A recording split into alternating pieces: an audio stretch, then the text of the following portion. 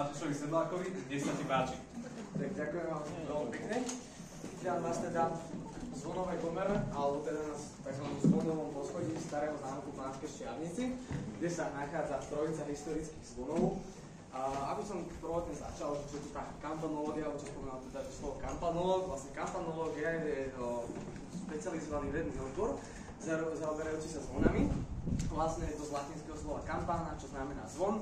A táto veda si vlastne kladie za cieľ skúma rôzne oblasti zvonov, či už epigrafické, akustické a podobne. Samozrejme aj si dáva za cieľ takú prevenciu, ochranu historických zvonov a podobne. No a aby som teda to dostal k samotným zvonom starého zámku, začneme teda tým najmenší má prednosť, aj najstarší.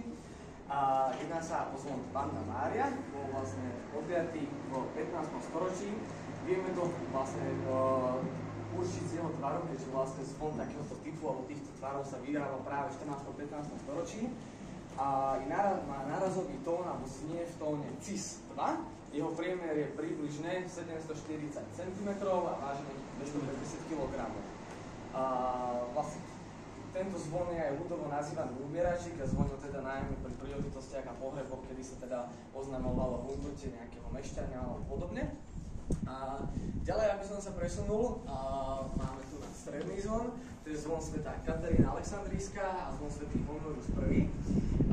Jedná sa o zvon z roku 1761, odliatý Pavlom Bohušom z Liptovských Behároviec, ale teda odliatý bol v Banskej Štiavnici.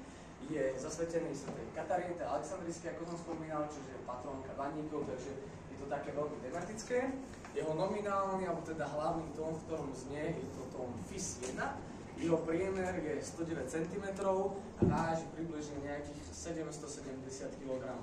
Tento zvon je vlastne taktiež aj na jeho krku, čo je vlastne tá vrchná časť, keď si všimnete, je veľmi bohato zdobený rôznymi barokovými ornamentmi tej doby a vlastne aj týmto vieme určiť, že sa jedná o barokové zvony, keďže tie bývali ako tradičné barokové veci veľmi prezdobené.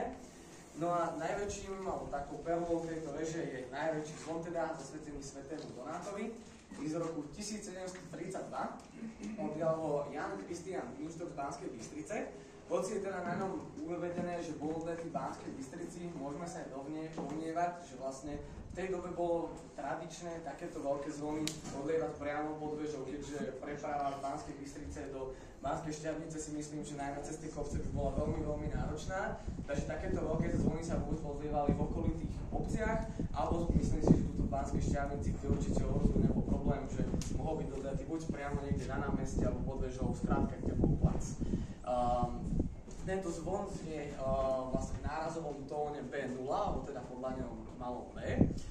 Jeho priemer je 185 cm a váži 4200 kg. Svojou hmotnosťou je to aj 6. najväčším zvonom Slovenska. Najväčší zvon Slovenska sa nachádza v Banskej Bystrici a ten má pre porovnanie 6000 kg, čiže len približne nejakých 1800 kg je ťažší.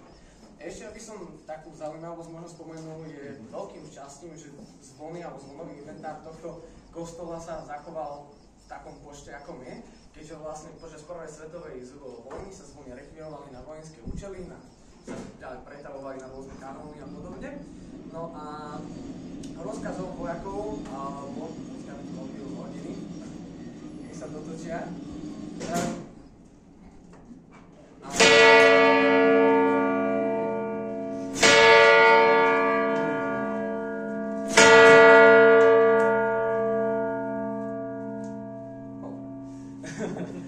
No a ako som spomínal aj tak, že vlastne vojaci, ktorí rekvirovali zvony, mali rozkaz zobrať všetky zvony, alebo teda nechať buď to najhistorickejšie, alebo teda poväčšinou najmenšie, len na také, nazveme, že naozaj erárne účely, čiže keď je požiar, alebo naozaj nebezpečenstvo, že aby sa len oznámilo. Ja som z okolia Trnavy, tam sa tento rozkaz neúplne vždy často dodržiaval, naozaj mnoho veží ostalo po vojne úplne bez zvonov. No a vlastne stávalo sa v takých bohatších mestách, kde boli bohatší občania, tie zvony vlastne ako keby vyplatili vojakom, že ich uplatili rôznymi darmi, šperkami a podobne a myslím si, keďže teda v Štiavnici, že tu také materiály tiež nebol problém, takže môžeme naozaj vidieť jeden z veľmi mála zachovaných, skoro kompletných zvonových súborov. Žiaľ teda druhý najväčší zvon sa tejto rekreácii nevyhol, keďže myslím si, že asi by to bolo už veľmi nápadné, keby sa z hradu nezobralo vôbec nič. A ešte takou zaujímavosťou je, že ono prakticky takmer všetky veže Banskej Štiavnice takto prežili tú prvú svetovú vojnu, napríklad aj vo Farskom kostole, ktorý možno sa tu vidieť, to je taký trojvežový s tými zlatými hodinami. Tam máme teda štvoricu zvonov a iba jeden zo zvonov je povojnový, takže opäť tam tiež môžeme sa domnievať o tom, že to s tými vojakmi nejako dohodli výmenou za niečo. A podobne to isté kostol svätej Kataríny, taký so zelenou strechou, tak z dvoch zvonov zobrali iba jeden. Čiže naozaj je to také veľké šťastie, že to máme v takom znení alebo v takom množstve, ako máme. No a asi poslednú vec, čo by som jedino spomenul, sú vlastne hlavice alebo uchytenie zvona. To je táto oceľová nosná konštrukcia, ktorú si môžeme všimnúť, na ktorej vyššia všetky zvony. Tu je konkrétne prázdna, bez zvona.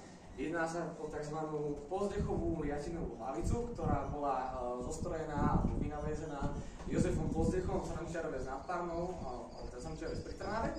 Bola vynajedená okolo roku 1890 a vlastne bol to prvý patent, kedy sa vlastne zhotovilo zvonenie zvona tým spôsobom, že sa nehýbe srdce primárne, ale že, ako aj uvidíte, že srdce zvona sa stojí a zvon doň naráža. Čiže je to taký, nazvem, že jednoduchší spôsob rozoznievania zvona, avšak je to na úkor samotnej akustiky zvona aj na úkor samotnej životnosti zvona, keďže kvôli tomu, aby tie zvony boli napasované na tieto hlavice, ich vrchy boli naozaj surovo odpílené a tie zvony sú skrátka prišrobované. Čiže taká tá ich historická celistvosť sa veľmi týmto zásahom porušila a myslím si, že keby sa to urobilo mierne iným spôsobom ešte, tak ešte by boli o niečo silnejšie. A takéto zásahy samozrejme už sa ďali ďalej po tej prvej svetovej vojne, kedy tie zvony chýbali a takúto lietinovú hlavicu bolo o mnoho jednoduchšie zostrojiť, než vytesávať skrátka miesta do dreva, takže už sa to tak viacej rozšírilo a hovorím, z hľadiska akože histórie je to zaujímavé, ale z akustického a historického hľadiska teda preferujeme možnosť vlastne zavesenia zvonov na rovnom drevenom závese, ktoré vlastne môžeme vidieť tu, ktorý je pre zvony najvhodnejší, keďže drevo aj odtlmuje dynamické sily zvona a aj dovolí tomu zvonu vyznieť, podobne ako aj na ostatných nástrojoch, ako aj keď sú pišťaly v orgáne uložené napríklad v dreve alebo aj gitara, keď je z dreva. Čiže ak by mal niekto na mňa nejaké otázky, tak sa zaujím. Zvony, no ako sa ladia, je primárne viacero spôsobov. Prvé je vlastne možnosť teda odviať zvon do nejakého tónu. Na základe zistených informácií sa dá proste z veľkosti, výšky a hrúbky vypočítať plus minus aký má tón, ale ak by sa zvony sa ešte tzv. Doladžujú, znútra sa vybrusujú. To na Slovensku nie je tradícia, to je skôr v zahraničí, ako napríklad Holandsko, Nemecko a podobne. A vlastne ten zvon, ako každý nástroj, znie viacerými tónami, čiže oni sa v určitých častiach sa vybrúsi, aby sa dosiahol požadovaný tón. Napríklad z tohto, toto je B0 a vedeli by sme z toho spraviť maximálne Ačko, čiže o pol tóna nižšie. Keď už sa dá sa samozrejme aj nižšie zladiť, ale to by potom ten zvon stratil taký ten charakter, lebo veľa materiálu by sa vybralo. Áno, takúto sílu. A ešte nikto nemá ďalšie otázky, mal by niekto? Mňa by zaujímalo ako archeológa, že aké ty poznáš také najväčšie zvony, čo sa dá týka na Slovensku, lebo mňa tak zaujalo, že samotné to zachádzanie, aj keď sa to odjebalo pri samotnej veži, samotné to zachádzanie s tak neskutočne ťažkým predmetom, v tej dobe to muselo byť neuveriteľné.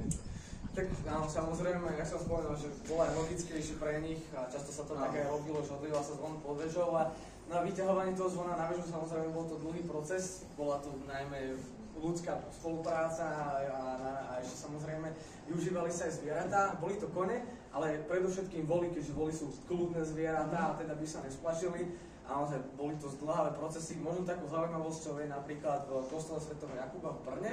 Tam je zvon z 15. storočia a do veži sa dostal až po približne 90 rokoch. Čiže ten, kto ho odlial, ho nikdy nepočul. Ani vlastne tí radní, čo ho objednali, ten zvon nikdy nepočul.